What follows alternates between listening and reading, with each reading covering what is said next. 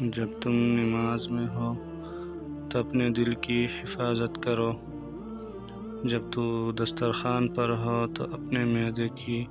حفاظت کرو،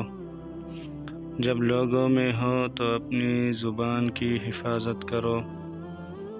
جب کسی کے گھر جاؤ تو اپنی نظر کی حفاظت کرو، کسی پر احسان کرو تو اسے بھول جاؤ، کوئی تمہیں ایذا دے تو اسے بھول جاؤ، موت اور اللہ تعالیٰ کو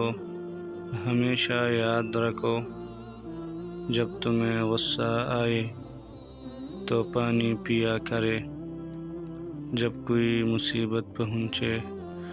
تو انا للہ و انا الیہ راجعون پڑھا کرے، جب کوئی خوشی کی بات سنے تو الحمدللہ الذی بنعمتہ تتم الصالحات پڑھا کرے۔